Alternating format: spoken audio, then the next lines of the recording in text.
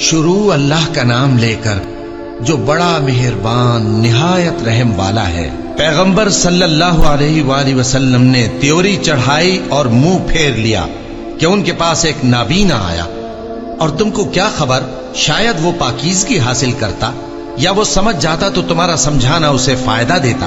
اب وہ جو پرواہ نہیں کرتا سو اس کی طرف تو تم توجہ کرتے ہو، حالانکہ اگر وہ نہ سنورے تو تم پر کچھ الزام نہیں۔ اور وہ جو تمہارے پاس دوڑتا ہوا آیا اور وہ اللہ سے ڈرتا بھی ہے تو اس سے تم بے رخی کرتے ہو۔ دیکھو یہ قرآن نصیحت ہے، پس جو چاہے اسے یاد رکھے۔ قابل ادب ورقوں میں لکھا ہوا جو بلند مقام پر رکھے ہوئے اور پاک ہیں، ایسے لکھنے والوں کے ہاتھوں میں ہیں جو بلند مرتبہ اور نیکوکار ہیں۔ انسان مارا جائے، یہ کیسا ناشکرا ہے۔ اسے اللہ نے کس چیز سے بنایا؟ نطفے سے بنایا، پھر اس کا اندازہ مقرر کیا، پھر اس کے لیے رستہ آسان کر دیا، پھر اس کو موت دی سو اسے قبر میں پہنچایا، پھر وہ جب چاہے گا اسے اٹھا کھڑا کرے گا۔ کچھ شک نہیں کہ اللہ نے اسے جو حکم دیا اس نے اس پر عمل نہ کیا۔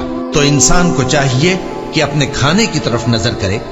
بے شک ہم ہی نے پانی برسایا، پھر ہم ہی نے زمین کو اچھی طرح پھاڑا، پھر ہم ہی نے اس میں اناج اگایا اور انگور اور ترکاری اور زیتون اور کھجوریں اور گھنے گھنے باغ اور میوے اور چارہ، یہ سب کچھ تمہارے اور تمہارے مویشیوں کے لیے بنایا۔ تو جب کانوں کو پھاڑنے والی آواز آئے گی اس دن آدمی اپنے بھائی سے دور بھاگے گا، اور اپنی ماں اور اپنے باپ سے اور اپنی بیوی اور اپنے بیٹوں سے بھی۔ ہر شخص اس روز ایک فکر میں ہوگا جو اسے سب سے بے نیاز کر دے گی۔ اور کتنے چہرے اس روز چمک رہے ہوں گے، خنداں و شاداں، یہ نیکوکار ہیں۔